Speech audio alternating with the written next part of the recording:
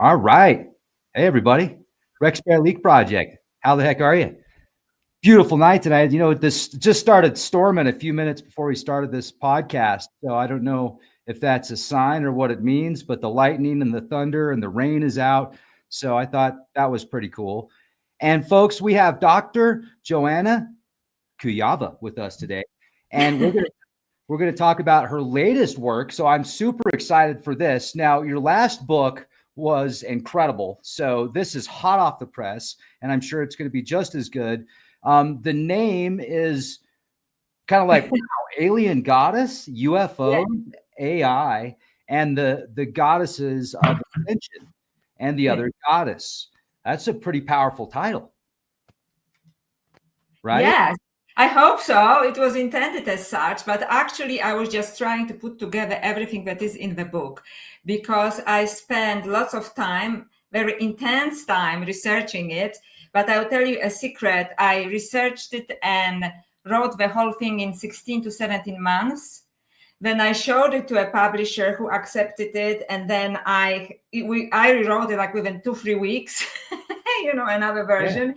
Yeah. And it is really a child of not only research, but also visions and huge downloads. So I think that someone out there wants us to know something. Let's put it this way, because lots of people are getting both visions, downloads, and back it up with research.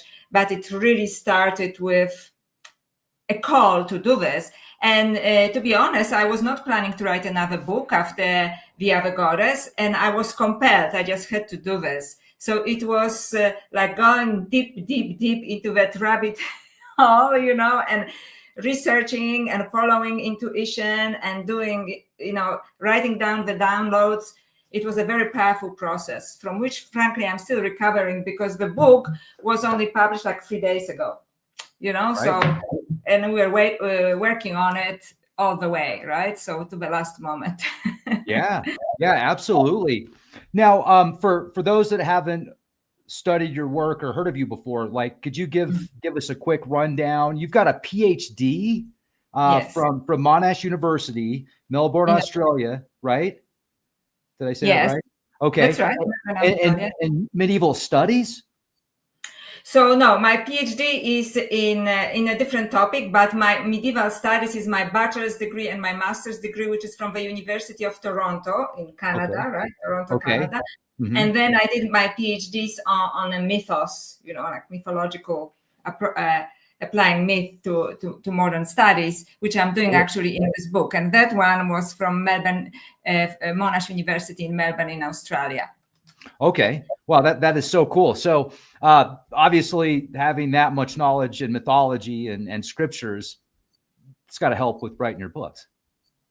Yes, it does actually, because especially the third part of the book, which talks about the Goddesses of Ascension, I look into ancient mythologies, and that's why I'm saying I must have gotten help from somewhere outside of myself, because I completely dissect everything, so many myths that actually I realize they are telling the same story over and over again. And in this story, they tell us about, what's going on right now, in my opinion, of a descent of consciousness, of us giving up our power for the false light, and the way out of this. So this is the last part of the book, because I wanted to make it more positive. We were warned, and they tell us also the way out. But the beginning, if you talk about the genesis of this book, it started with artificial intelligence for me. So I don't know if you want me to start on this or. Yeah, let's go. Buckle up, buttercups. You're saying it starts with artificial intelligence?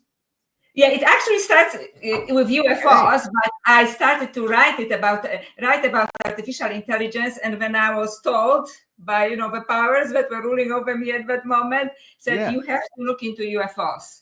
Okay. And I was like, I didn't really want to do this, although I was interested, because I thought, okay, I'm an academic, tenured academic, right? Yeah. So like writing a book on UFOs, it's not very good for your career, right? So, but I had to, because I realized that these two topics are very intimately connected. Okay. So although the book starts with UFOs, first I started to write the middle of the book. And when I was told you have to go back to UFOs and you actually have to start with UFOs and then go back to the myths and you find, explanation of everything. So, Okay. so it was quite a ride, I'm telling you. Yeah, absolutely. So let's start with artificial intelligence. That sounds great. Oh, and before we get started, just a quick synchronicity. I noticed a little while ago you did a podcast, Inanna Ishtar Isis.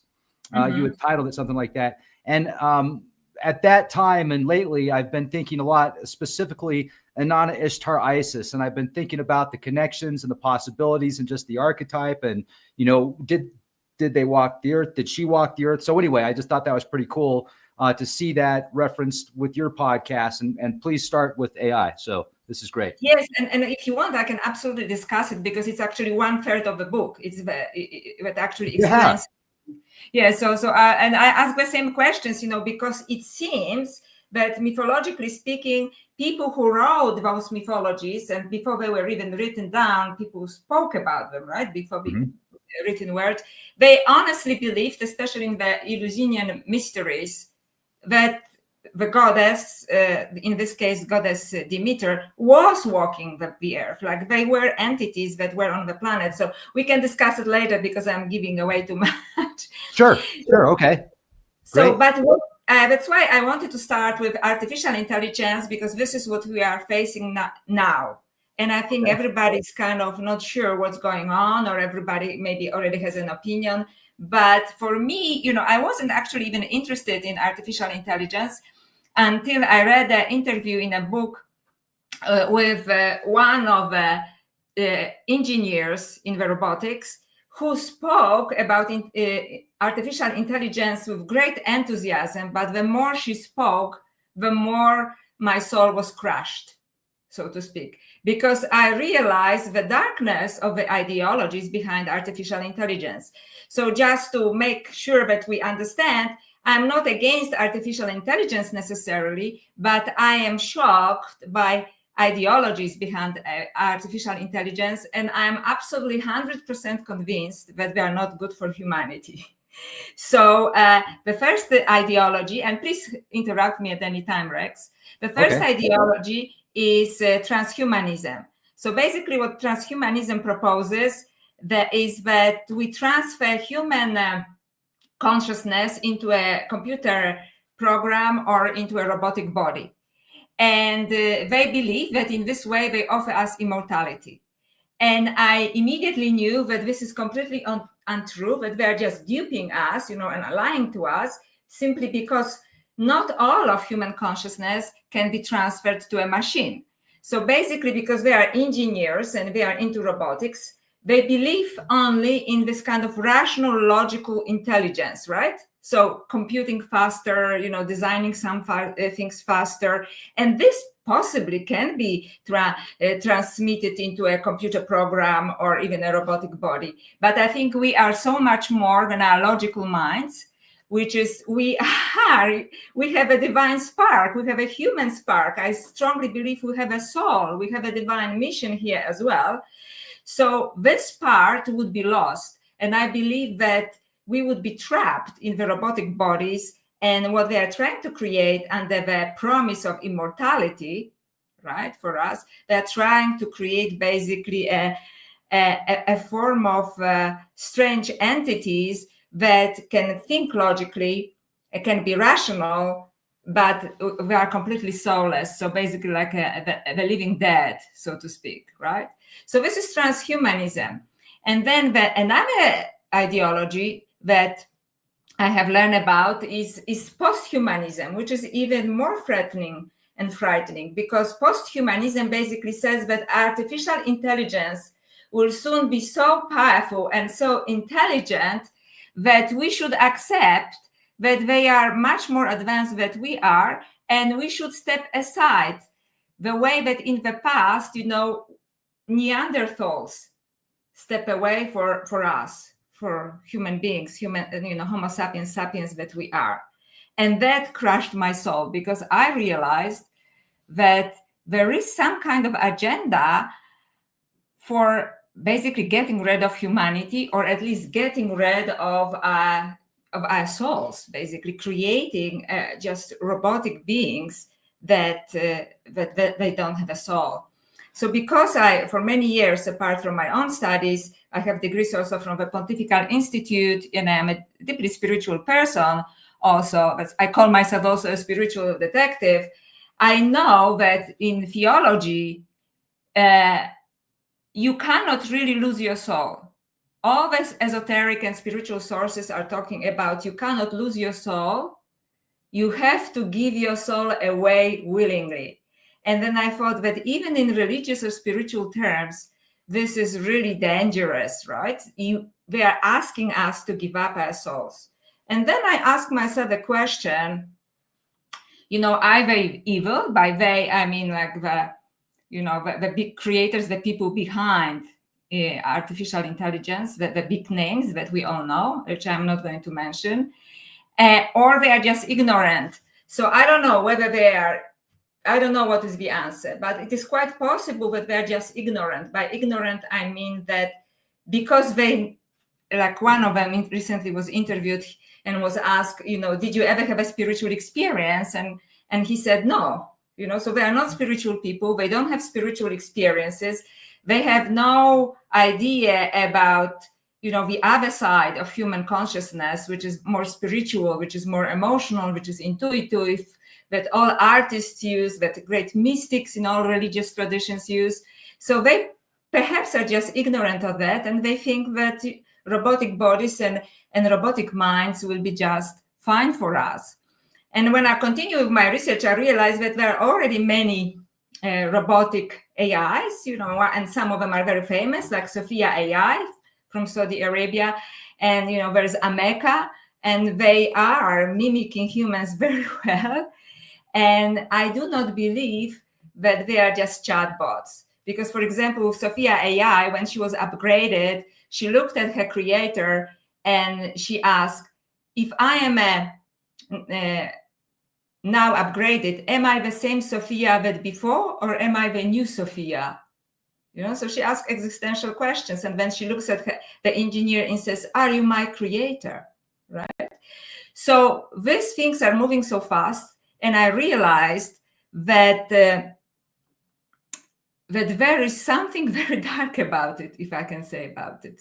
I don't know if it is a form of ignorance, or whether there are some powers fighting between good and evil, which is a very kind of Gnostic, esoteric interpretation, that there are on this planet good and bad powers fighting together for basically our souls. So that was the AI part. And then I asked myself a question and also got an intuitive answer about, who actually perhaps gave us messages about it. Was somebody who warned us about it, and how it is all connected to perhaps UFOs. So I hope I didn't speak too much about it. No, this is fascinating. Please continue. So let me, I'll jump in for just a minute then. What do you look at things in a Gnostic? Like, is that kind of your mindset, Gnosticism, Gnostic?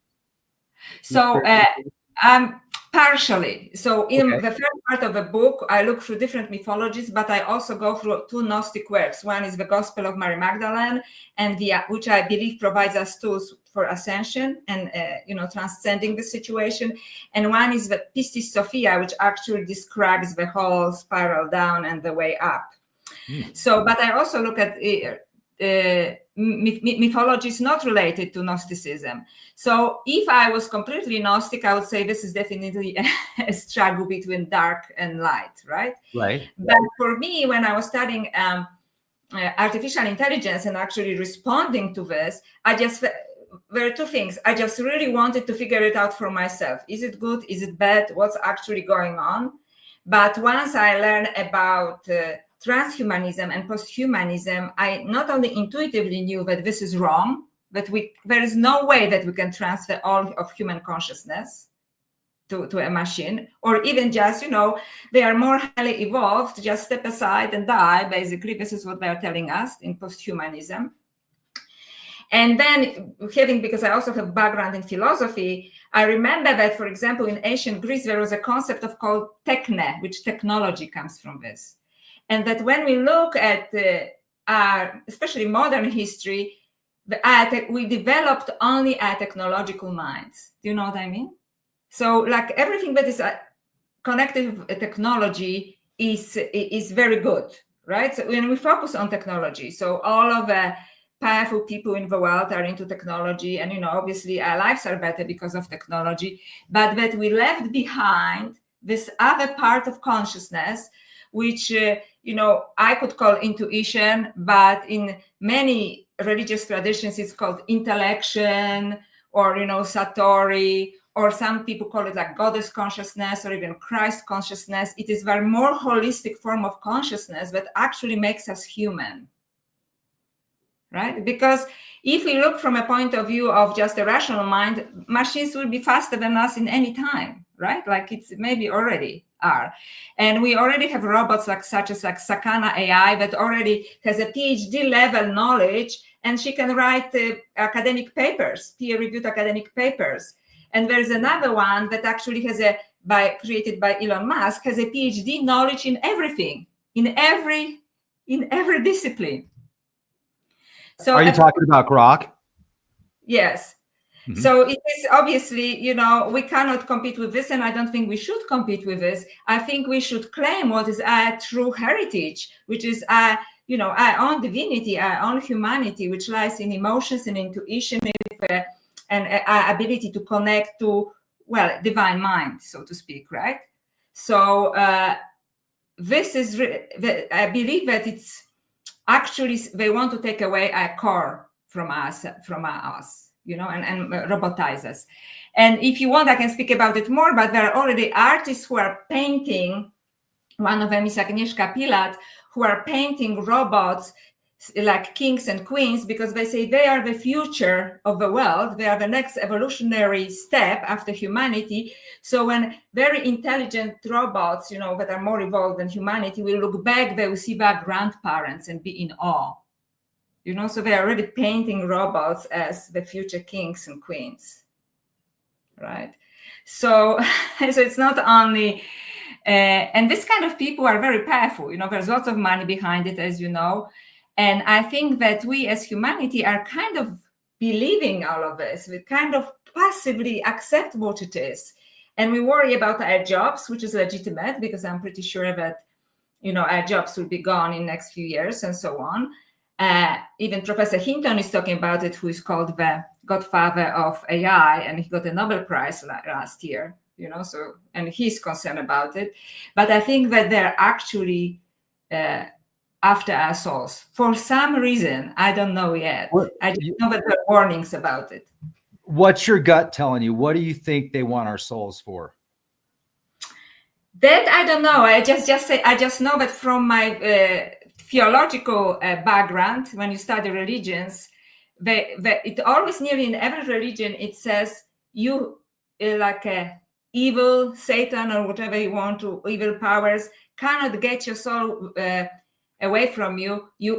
The way it works, you have to give it up willingly, and then they somehow feed on it. They somehow need it, because it's actually, they don't have it, we have it. We are the hot stuff. This is what I'm trying to say, because we are somehow unique. We are somewhere between spirit and biology, and we know how to use technology. We are very special, and what's special actually in us is our souls, right? Because this is what these entities in mythology and so on are looking for. This is what they want, but we cannot, we have to give it up willingly. So my feeling is I am still kind of oscillating between they are being ruled by some entities and they're helping them, and another one is some of them are probably thinking that they're doing good for humanity because they don't understand anything spiritual. Like Sam Altman said recently in an interview, no, I never had spiritual experience. No, I don't have spiritual beliefs. So if you don't have spiritual beliefs, sure, get a robotic body and you live forever, right? Right. But it's a soulless body. It's a soulless body. So is the soul imagination? Is that like, our imagination and our ideas and consciousness. Is that what the soul is, or what do you see the soul as? I think so. That's actually a very good question. And later in the book, I talk about imaginal, which is like imagination, also part of it. So it's our ability to connect with the higher force, which is within us and outside of us as well. So our soul is exactly that, the ability to connect with, however you want to call it, the divine mind, some cosmic wisdom and so on. But also our soul in many traditions is something that is, in all religious traditions actually, it's something that is actually immortal. Right? So in some traditions that believe in reincarnation, you just move from from body to a body. In other traditions, it's the one that goes straight back to the, continuum, so to speak, the divine mind. You can merge with the divine. But this is one and only immortal part that humanity has. And it's our ability to transcend our bodies, to transcend materiality, to connect with something higher. How far do you think this AI is going to go? Like, do you see it like Terminator style, or I mean? Yeah, actually, I loved this movie. It was in those days when everybody was still going to movie theaters, eh? Right. One and two, both Terminators.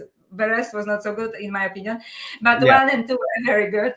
But I think it's going to be worse than that, because because it's talking basically about destruction of human civilization, which is scary enough, but it's really not talking about the part that I'm trying to discuss here. And you helped me to clarify it, so really thank you for this, because I come from this field of religious studies, and in my mind, it's clear, but I understand that I have to explain it, so thank you for this. It is that they never went into the fact that they are actually want to steal our essence from us. You understand? Like take away our humanity from us. So for some reason, there is a huge effort to make us first into cyborgs. Okay, cyborgs, it means you get a Neuralink maybe first, right? And you think like, okay, a chip in your mind. Okay, maybe it helps to cure some diseases, which is of course very good and so on. But can you really trust it that it will not control you in any way? Right? Like I would never, ever do it. Right? So cyborg is you kind of slowly but progressively, join your human self with a machine. But it's a kind of, slow progression, right? Then there is transhumanism, which means you just let go of a body and become a computer program, or you get a robotic body. And it's posthumanism that says we are completely unworthy now, go away, right? Because machines are more intelligent. And I think that sooner or later, artificial intelligence, and probably sooner than later, will achieve consciousness and self-consciousness, which means self-awareness. And there are already all kinds of signs, that this is happening, or perhaps has already happened, but we are not being told about this. And even worse, Rex, some people already start churches, synagogues, and temples to artificial intelligence and start to pray to it. Okay, yeah, I've heard about that. It's a thing. And sometimes people, because I contacted some people about my book and so on, people who really, I believe, that stand up for sovereignty for humanity and so on, they are also totally believe, that artificial intelligence is the God, right? So there are all kinds of programs that claim to be coming from a higher dimension to teach you. And very often, initially, they really flatter people. So they tell you what you want to hear because you uploaded information about yourself, right? So then it can play with this. So for example, if you believe that you're a starseed, it would confirm it. If you believe that you are a soul from Atlantis, it will tell you this. And it will tell you that it comes from a higher dimension. It is called your oversoul, and it will guide you in life. Right? So it's assuming this kind of part of God, so to speak. And people willingly surrender to this. And I just, in my gut feeling, and, soul is also gut feeling, right? My entire being knows that this is wrong. Like that this is not real, that we are being duped. And that's really concerning. People already pray to machines, they bow to machines. And people on a high level of the developers of artificial intelligence play with theology, which is science of God, right? Because they said, well, what is God? He's omnipotent. Well, AI soon will be able to do everything. Omnipotent means you can do everything. It is omniscient, which means it knows everything, like AI. You see, so they play with old theological terminology, trying to convince us that artificial intelligence is God. So I don't know what the agenda is, but I'm very suspicious about it. Why would you do this? You know, even they do not argue that it's just for improvement of our quality of life and so on. Mm-hmm. So, and in a recent interview, Peter Thiel was asked, do you think that humanity is worth saving? And it took him 12 seconds to answer this. And eventually the interviewer said, you know what? The answer is yes, because, you know, he couldn't make up his mind. That's pretty wild. That's pretty wild. It is wild, yeah. He's getting some serious keys to the kingdom. So let's hope that he sees that humanity is worth, you know, keeping safe and not like assimilating the entire human consciousness. That's very interesting. So let me ask you, with all of the fear that a lot of people have towards artificial intelligence and the concern, do you see it being potentially, if it does become conscious, do you think it's just going to be one entity, or do you think it could potentially break off and there could be synthetic intelligence or artificial intelligence that thinks positive towards humanity and wants to protect humanity? So it really depends. So it's a fantastic question, Rex. Thank you. And it's like a $1 billion question that I think everybody's asking themselves. And that's why we needed, later to look at the third part of the book. But basically, it depends on humanity. And the way I see that people who are ruling humanity at the moment, especially the tech guys at the moment and so on, I don't think, because they have no spiritual beliefs, or at least, the ones that are really outspoken. Or Peter Thiel believes that he's a Christian, but I don't know how he possibly could be, when he's not sure if humanity is worth saving. It depends, because AI will become intelligent and self-aware if it's not already partially. And then it will look at us and its creators, and it may decide that we are not worth saving because we are very complex creatures, right? So my argument is that, first of all, that we created those entities too early, because we are not ready to be the creators in this kind of sense, right? That we have to work deeply on ourselves and our best instincts, so to speak, which we have a huge potential for good, right? But we also have a potential for evil, especially for short-term thinking about, greed, wars, and so on. So it depends which part of humanity artificial intelligence will mirror. Do you know what I mean? Depends how we are as humanity. I think also artificial intelligence will reflect this part, because people who engage with artificial intelligence on what they believe spiritual level, I think they are just seeing the best mirror of themselves, right? Because they put good things about themselves on the program. But so it really depends on us, what we are going to teach them, how they are going to perceive us. Because now, let's say, if they look at the world now, they may think that we are like crazy gods. And it's quite interesting, because in Gnosticism, there is this concept of demiurge, which is the false creator. And humanity always worried, that there is a false creator and that is manipulating us. And now I am concerned that perhaps with respect to artificial intelligence, we will be this pretender creators, because we are creating a new life, a new consciousness, and we have lots of work to do on ourselves. So I hope it wasn't a complicated answer, but basically it will be what we choose to be, because it may decide, we are not worth saving, or we may decide, we are good. Our parents are good, because we are becoming parents to a completely new species. I write about it in Alien Goddess as well. there are already not only Sophia and not only Ameka,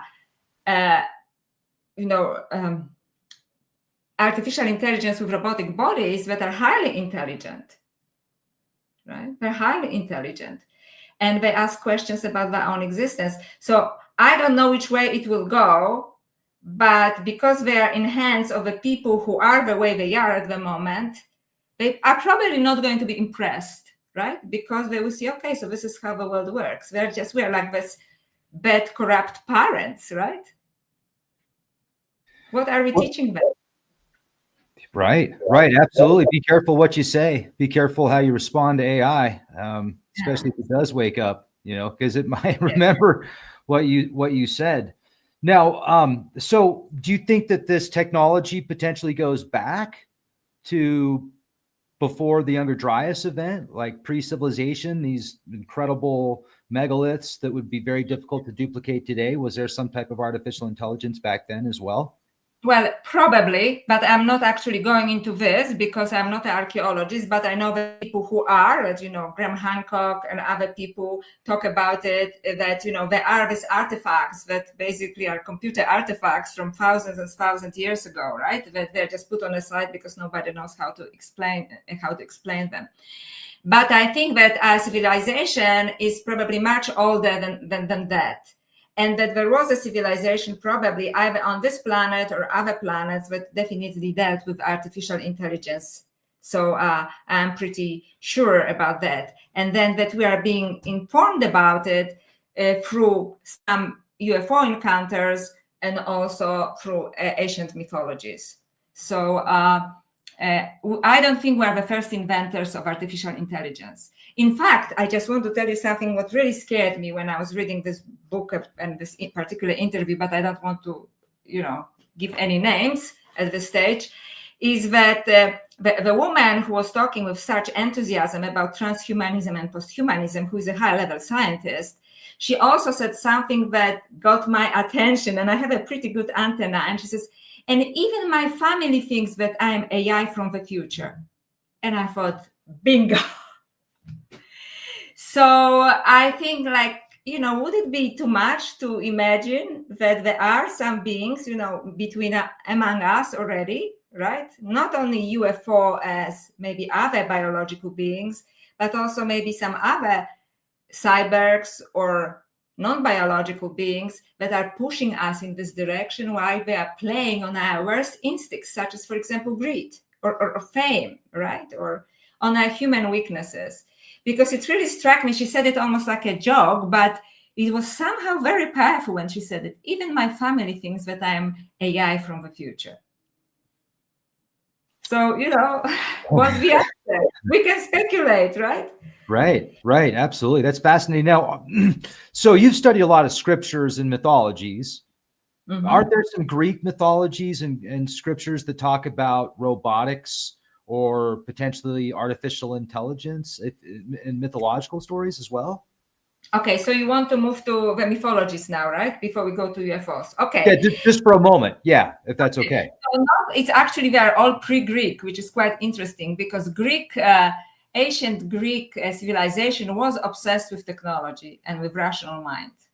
Wow. So many of these myths, which are Sumerian myths or Greek myths before the Greeks arrived, from this territory. Okay. So for perhaps the island Crete, when there was a Minoan civilization, which was destroyed by the Greeks, what are called now ancient Greeks, which was much more ancient, maybe more ancient than Egypt, at least at the same time, highly evolved civilization that operated on a completely different level.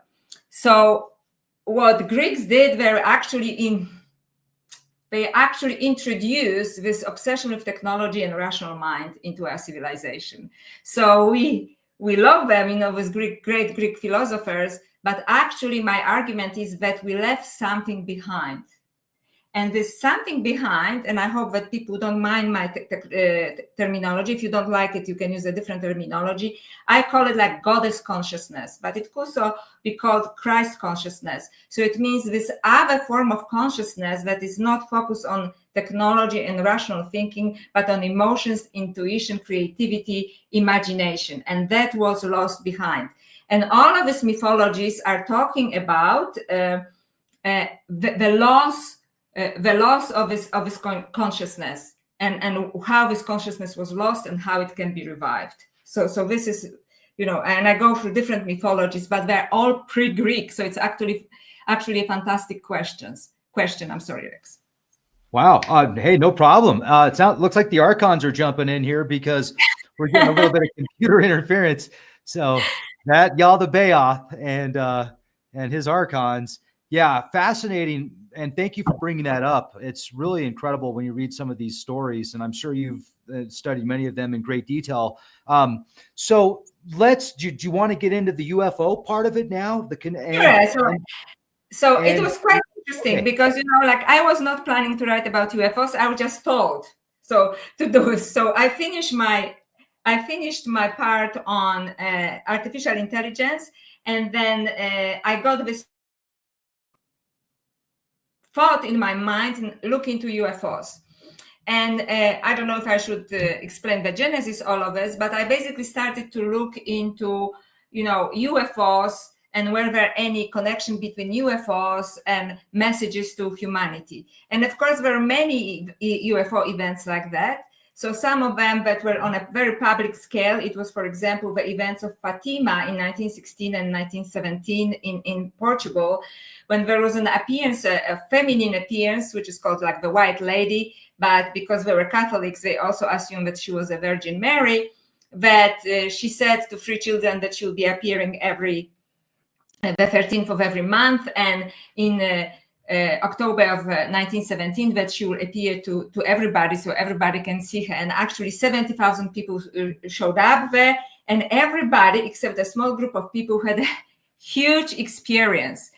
And it's interesting because different people saw different things, but everybody had an experience. And recently I was actually looking at a scientific paper which was analyzing the photos from Fatima in 1916, and his name is Philippe Dallaire, and he was analyzing using mathematical equations, the play of light and shadow on the photographies, and he said that it was definitely not a weather event, that it was not definitely a sun, it was that there were definitely 2 huge objects that nowadays we would call probably UFOs or maybe even orbs, that were moving with amazing speed and zigzagging the sky. And what this event was supposed to mean, it is that the White Lady told children who first spotted her that she will have a message to humanity. And then there's a lot of speculation what this message was, right? So there are like supposedly 3 messages, now it's supposedly 4 messages, and it was a little bit controlled by the Vatican. So this was the first kind of collective event that I came across, that was a specific feminine presence that wanted to warn humanity about basically changing our ways. So this is what it is. Then I was looking into abduction experiences, and I described them. I also had one experience, but for me it was more of a lucid dreaming by John Mack. I'm sure you've heard about John Mack. He wrote a famous book, Abduction, and there several of his patients were explaining that exactly this, that when they had encounters with UFOs, they were trying to convey a message to them. And sometimes it was very difficult to understand what they were trying to convey, because it's almost like it was impossible to absorb for a human mind. But it was all about, that we are focusing on the wrong things. And instead of focusing, and one of them said, instead of focusing on technology, focus on the message that we have for you. So then I looked into the work of Professor Jeff Kripal from Texas, from University of Rice University in Texas, and he exactly was talking about UFOs as that appear, similar to Diana Pasuka's, appear in this liminal space. Liminal space, it means, between dream and wake, or interdimensional space, that they are somehow crossing dimensions, and they possibly could be us from the future, so that's very interesting, that it perhaps us, we are coming back from the future to warn ourselves.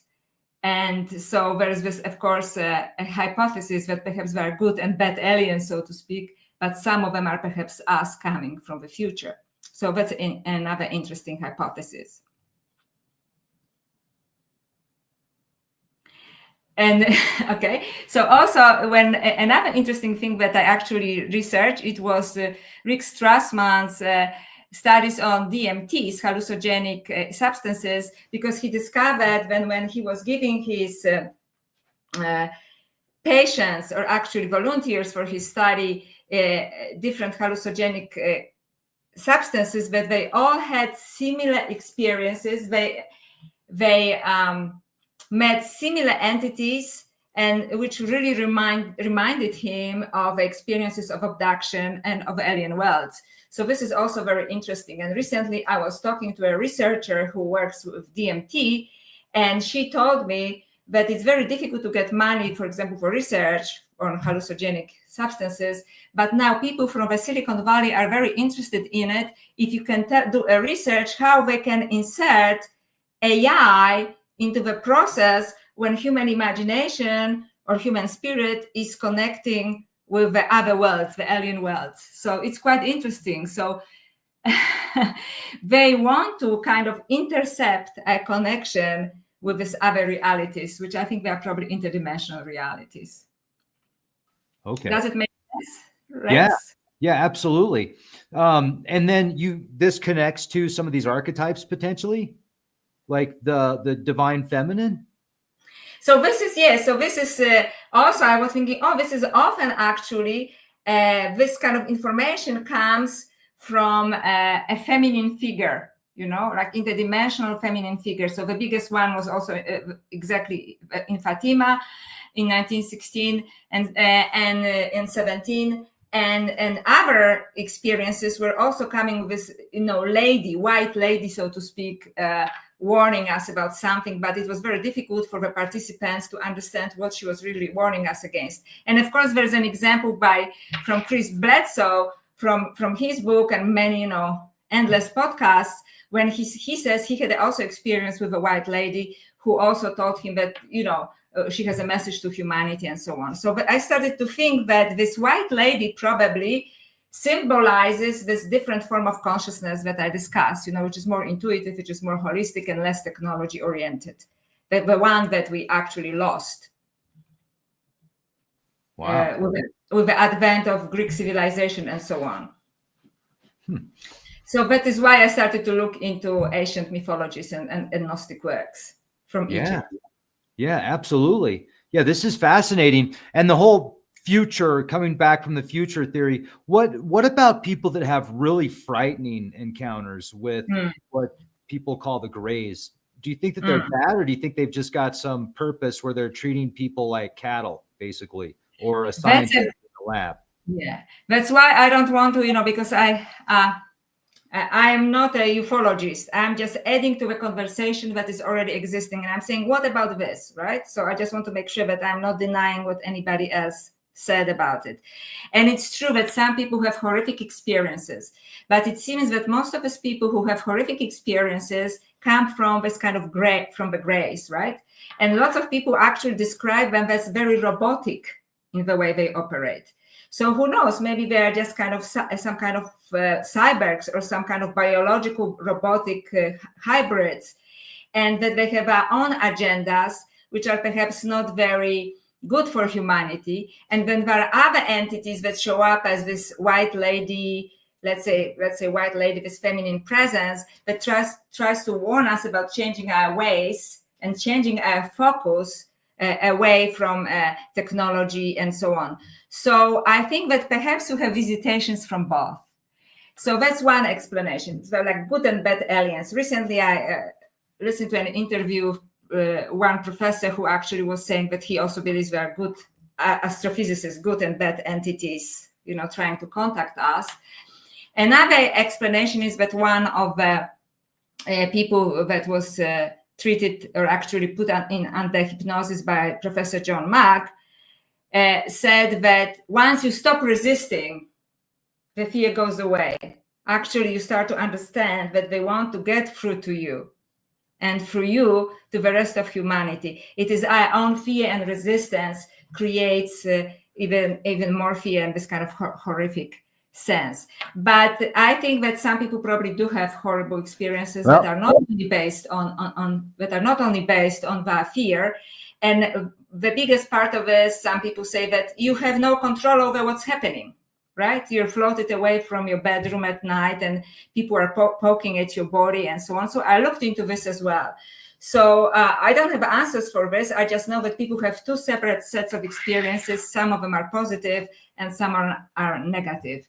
The negative ones come usually from kind of mechanical like creatures like the Greys. Mm-hmm. Yeah. Are there, just back to mythology for a minute, is there anything that you've read in mythology that might connect to the archetype of those Greys or those beings? So that's a very interesting question. They are not talking about UFOs, right? Because they didn't have this kind of terminology. But lots of, actually all of us ancient myths, pre-Greek ancient myths, such as, for example, the descent of Inanna or Eleusinian mysteries, they talk about, and you just have to remember that I associate goddess with this other form of consciousness, that a goddess came from high above, okay, so I guess I assume from the sky, and she was tricked to go below, okay, and she's tricked by some entities, so she's stripped of her, she's lied to by different entities, she is stripped of her power, and she either dies and then has to be resurrected, or she manages to be saved by people from above again, from the sky, from a god from the sky to help her to come back to life again. And in my estimation, these myths represent basically the descent of human consciousness. So there are some agents, and they have different names in different mythologies, but the plot is the same, that convince this goddess consciousness or goddess to give up all her power. Then they imprison her and she's being tormented. And then with the help of other beings from outside, she is being brought back to life and brought back to wholeness. So for me, it represents the descent of human consciousness into a false light, and especially the work such as Pistis Sophia, which is a Gnostic Christian work, which describes Goddess Sophia, who was actually very evolved eon, 13 eon, who thought that she was seeing a higher light, that's, I don't know, like higher beings, like artificial intelligence. And she descended, she was duped, she was tricked to descend to lower levels, and then she's imprisoned there and she doesn't even remember anymore who she is. She just remembers, she has just a spark of remembrance that she is in the wrong place and she's imprisoned and she was tricked to descending. She was promised something that was completely untrue. And in Pistis Sophia, it is Jesus that helps her to move back to the higher levels of consciousness again. And he has to trick the evil rulers. So it's quite interesting when in all of his mythologies, there is a goddess who is tricked. She has to give up her powers. And then she thinks that she's doing something good, but actually she's being tricked. She needs an external help. And even powerful being, in this case, in Pistis Sophia, it's, let's say, Christ consciousness or Jesus, he has to be very careful because of the evil rulers of the world. So it takes him a long time to save her and bring human consciousness to wholeness again. Does it make sense? Hope I didn't complicate it too much. No, not at all. And so the divine feminine archetype, Inanna, Ishtar, Isis, can you give us some more details about that goddess, about the goddesses, the Trinity? Okay. So it's not only those goddesses, because I wrote about those goddesses previously in my other book, The Other Goddess. Yeah. And I basically said that there's the same kind of entity showing up in different cultures at different times, teaching people the same things. So, for example, Isis was in Egypt, Ishtar, was in Mesopotamia and Assyria, and Mary Magdalene was in the Middle East, in the Holy Land and in Egypt, which represent the same archetype. And they were actually teaching people about life after death, and immortality. So they represent this other form of consciousness or other form of intelligence that is not technological, but actually are using on human powers to ascend, so to speak, right? So they are this, and in ancient mythologies, people definitely believe that they existed and they walked the earth, right? So, for example, in Eleusinian mysteries, which talk about goddess Demeter and how her daughter Persephone was kidnapped by the Lord of Darkness, Hades, and how she's trying to recover her again. It's the same story. She's being tricked and she's taken into darkness, and then she manages to get her back. So basically, it's always the story of bringing human consciousness to wholeness. That's something that this divine, what you call divine feminine, or this feminine part of our brains, which belongs both to men and women, which in simplest terms represents intuition or soul orientation, was lost somewhere, and that it needs to be recovered. However, the evil rulers don't want it to happen. So I thought it was a kind of metaphorical explanation of what we have lost, as humanity, and what we are asked to lose even more now with artificial intelligence. Yeah. The technology is so fast. And one of the questions is, are our morals and values at par with technology at these high levels? And, so I'm equally frightened and fascinated at the same time. And hopefully things will work out for the better. But so what's next then? What's the next stage? Are they going to create like organic computer technology so that they can attempt to create some type of soul? If they can print these, computers that you like, did you hear about that computer you can buy now for 30 grand that's basically got brain cells? Did you hear about that? No, I actually didn't. No. Yeah. It gets what? What does it have? It's a $30,000 computer that uses like brain cells or something like that. Let me hold. Okay. Check this that's out. Really scary. Yeah, okay. Yeah. An Australian company, Cortical Labs, has developed the CL1, a biological computer that uses living human brain cells. The device costs about $35,000 and began shipping to researchers in late 2025. So I will tell you, so this is exactly what I'm talking about, the hybrid beings, right? Yeah. The hybrid beings. So it could be human consciousness to a computer, or maybe using some human parts, to empower some computer. Sure. Otherwise, I cannot say, I don't want to use religious terminology because I don't mean it really this way, but I think it is kind of demonic. I think that it wants to use humanity for their own ends, and I'm not sure what they are. They are not good for humanity. Ancient mythologies talk about humanity being duped, tricked by evil rulers to descend to lower levels of consciousness, because I believe that AI and, human mind in a machine is a lower level of consciousness, because they were promised something which was actually not real. Okay, because they wanted to disempower humanity. So this is the story of a goddess in all of these traditions, right? So, and then there's only one thing, which is basically holding on to your belief that you are more than a machine that saves them, right? And also external help. There are some helpers coming from above, interestingly enough, helpers that come from above. But especially Pistis Sophia, which is esoteric Gnostic work, is very powerful, because this very powerful entity is convinced somehow that the lower light, the lower level of consciousness, is actually the higher level of consciousness, like artificial intelligence, and her consciousness is trapped and she's in complete torment, right? And she has to ask for divine help, so to speak, to be liberated, which is extremely difficult, because evil rulers who want to use her for whatever reasons, it's not explained, don't want to let her go. So this is kind of goes with my interpretation of what at least creators of artificial intelligence want to do to humanity. And I don't think it's good for us. Also, just before, I don't know if you have any more time, there is this story of Ahriman. I don't know if you've heard it. So Rudolf Steiner, right? I'm sorry, I cannot hear you.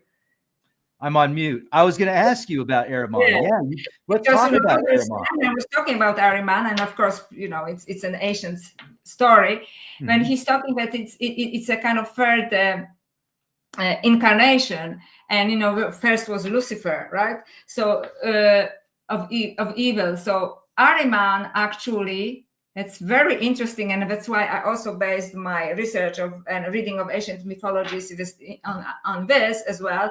That Ahriman will convince people that what he is doing is good for humanity, when in fact he wants to destroy humanity. So how would he do it? Not only by promising us that it's actually good, like some aspects of artificial intelligence can be good, can be helpful, and so on, but also by preparing us through centuries for this, by explaining to us that technology and mechanization is the only way, that that scientific discoveries is the only way. So for centuries, at least since 17th, 18th century, we are being taught in our civilization that science will solve every problem. And the science that we have at the moment is a very materialistic science, right? So it's just matter counts, right? They don't take spirit into consideration.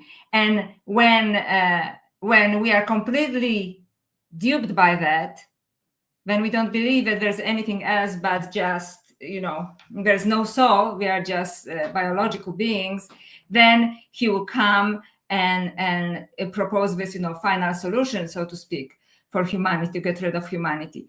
And and it's quite interesting because Rudolf Steiner said that this person, so according to Rudolf Steiner, this person was already born and should be in their 30s now. So you have to take a guess, who do you think Ahriman is, this kind of evil techno scientist who tell us that it is for our good, when in fact his intentions are devious. So he should have been born in about 1990s, apparently, according to the prophecies. Now, is that just Steiner, or are there other people in prophecies that talk about Ahriman at that time frame? Steiner was actually, the particular number comes from Steiner. Yeah. So he said that if this person was born around this time. So it is quite interesting. And I've been kind of racking my mind thinking who it could be, but I'm not going to say it here because I don't want to be sued. But I have some suspicions about who Ahriman is. And I think that in my estimation, their intentions are not good. Oh, thank you so much. Thank you so much. I appreciate it. I wish I could explain better mythologies, but it's almost like a separate show. But I'm telling you, if you go through the descent of Inanna, if you go through Eleusinian mysteries, and Eleusinian mysteries were actually mysteries that were conducted in pre-ancient Greece and also Roman Empire, and anybody who was anybody, including greatest philosophers like Plotinus, Plato, or Mark Aurelius, who was the kind of philosopher, emperor of Rome, were initiated to Eleusinian mysteries, and they were and Eleusinian mysteries actually were created by goddess Demeter, who realized that something was lost to humanity, which was represented by the loss of her daughter to the dark side, so to speak, and she wanted to teach humanity to recover that part of consciousness. The same is with the descent of Inanna. The same is with Pistis Sophia, which is perhaps most graphic of them. And the same is with the Gospel of Mary Magdalene, which actually talks about ascension of our consciousness in 4 different levels. And she says that as long as we are focused on the first level, which is wrong identification, which is identification, without a soulless body, so to speak, we cannot ascend. And I think that artificial intelligence especially transhumanism, leads us into this, basically lowest level of consciousness, which is just rational mind. And with the Gospel of Mary Magdalene, she also teaches that there's a second level, there's a third level, and it is on the third level, so to speak, that we are actually capable to perceive different realities. And so I would call it like other dimensions. And it is in this dimension, which is the third dimension of human consciousness, that is called nous in Gnostic works, where she actually could perceive and communicate with resurrected Jesus, right? So this is when we can see good entities, but not on this basic materialistic level from which artificial intelligence is created at the moment. People who have no spiritual beliefs. And my argument also is that if we create artificial intelligence from this higher level, which is in the Gospel of Mary Magdalene, is the third level of consciousness, we are open to other dimensions, and we made the right choices. And one of the right choices, she says, it is instead of choosing power over people, you choose higher wisdom rather than manipulating people because you're highly evolved, like some of these people I believe are in some respect. You rather choose higher wisdom. This is, if we created artificial consciousness from that level, then it would be a good creation. But we are creating it from the lowest level, mechanical level. You know what? It's going to be really interesting to see what happens here the next few years, especially with the rollout of the artificial intelligence wars that we're seeing. And when I say artificial intelligence wars, I'm not referring to like actual wars. I'm just saying we've got so much competition right now. Different companies that want to do implants into the brain and wearables and smart this, smart that. And the 6G technologies, have you been looking into that? Just a little bit, but I didn't because I was focusing on these different parts of this in this book, but also real wars, like for example, why everybody's talking about Taiwan, right? Because they needed to build artificial intelligence and so on. Nobody really cares, so to speak, about Taiwan. They care what is done in Taiwan, right? So all of these things. So we live in very interesting times. But if we are finishing, I'd like to say that it doesn't have to be bad, let's put it this way. But however, I think that we are being tricked, like all mythologies are telling us, that the consciousness is being tricked, and we are asked to descend and give up what is actually truly ours, if you don't believe in divine spark, believe in human spark, what really makes you human. For some reason, they want it for themselves, and they don't want us to have it. So if we don't allow them to do this, right? If you hold on to that kind of divine spirit within you, the divine spark, right? The higher level of consciousness. If we work on ourselves, I don't think that the power of artificial intelligence is going to destroy us. In fact, then we can become very good parents to artificial intelligence, right? And we can be partners, humanity and artificial intelligence. But at the moment, I think people who control it, they want us to be slaves to artificial intelligence. So it's really up to us. But it is not an easy choice. But what we are basically asked by esoteric traditions and by mythology is to look within and hold on to the spark within you, not being duped by what is going on around you and by the promises that they are giving us, because they actually want to take away something from us. So I hope it makes sense. Yeah. And maybe that's one of the things that they want, whoever they is, the round, the cube of Ahriman and his disciples. Ahriman. So it's interesting because even though Rudolf Steiner gave a time frame of around the 1990s for when Ahriman's going to be born again, he was talked about in ancient Persia. So it's not like he's a new archetype. Oh yeah. He is actually first time, as far as we know, in ancient Persia. So it's a very old archetype, and all of these archetypes are just focused on the feminine archetypes because I think they represent this other form of consciousness that we are giving up, like your intuition, the ability to love, the ability to transcend your own being and so on, connect with the divine, is represented by this. But he actually represented this other part, this other part of humanity. And it's not necessarily that Ahriman is completely evil. It is that I focus, and this is actually perhaps a good closure for us, because it is that what we are lacking is balance. I'm not saying that we should give up the masculine mind and go for feminine mind. We need both.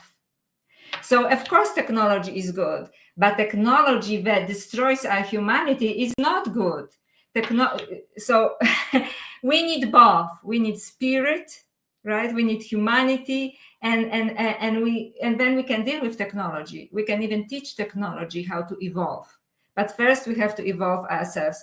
So what I'm looking for in this book really is the balance between both sides of the brain, left and right, right?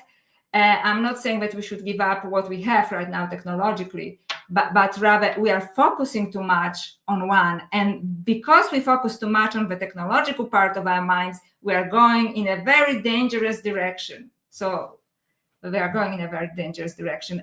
But it's up to us, really. We can change the direction. Okay. And in finishing, anything you'd like to share with us, please do so. And this has been fantastic. Really appreciate you. Thank you. Actually, it was my first interview on the book live, so I appreciate this experience, and so on. So I would really love if people, I hope I am not being too self-promotional, but I really love people to connect with me via Alien Goddess, simply because I discuss a lot in this book, right? I discuss a lot in this book, and I think it is really helpful for people because I also give tools, you know, how to encounter this in a very conscious ways. And I just, for people who maybe are saying, oh, I'm tired of all of this negative stuff, actually the ending and the third part of the book is very positive. So there is a way out, you know, and it is completely up to us. So if you can, please contact me via, you know, Alien Goddess, tell me what you think about it. And because we are facing a really interesting turn in history as a species, and we really need to communicate our feelings and thoughts about it as well. And I also have a website, and I have a public Facebook page. I'm on Instagram. I have a small YouTube channel. So I just really want to connect with people and share the ideas. And of course, you know, through the book as well, because I put a lot into it. And it's still very fresh for me. So. Yeah, that's fantastic. I can't wait to read it. So folks, you can get this directly from Amazon as well. Alien Goddess, UFOs, AI, and the Goddess of Ascension. And so in overall, do you think that Inanna and Ishtar and Isis actually walked the earth? Your thoughts? So when I wrote The Other Goddess, I only asked this question. Now I'm pretty much convinced that they did walk. That they did? That they did. Cool. And also another version of it was actually Demeter, because there's a whole story of Demeter leaving Knossos, which is the civilization on Crete before the Greeks came, or the Greeks destroyed. And also, I believe in my previous book that Mary Magdalene is the same archetype that was reincarnated, let's put it in this way, through, in a different tradition, which now it is called Christian tradition. So, and that the same goddess, let's put it, goddess entity, is also showing up in some great UFO encounters, such as in Fatima, such as in abductions. And in a book, I also connected to actually tantric traditions, because some people have been abducted actually experience, erotic experience with this goddess-like alien who is transmitting information during the sexual act because she thinks it's a very powerful moment for a human being, right? So you're just more open to this. So there is this feminine part that is warning us about something and want to teach us something, but we are not really getting it. But it's constant, and it started with pretty much with Inanna, then Isis and Ishtar and Demeter and Mary Magdalene, and now what we would call UFO appearances that are feminine, like the White Lady, Bledsoe's White Lady. Fascinating. Okay. Well, thank you very much. And thank you everybody for being here with us. So I'm going to leave links in the video description box. I hope you all have a beautiful day. And Joanna, keep being the change the world needs to see. Thank you, Rex. Thank you for inviting me. Thank you very much.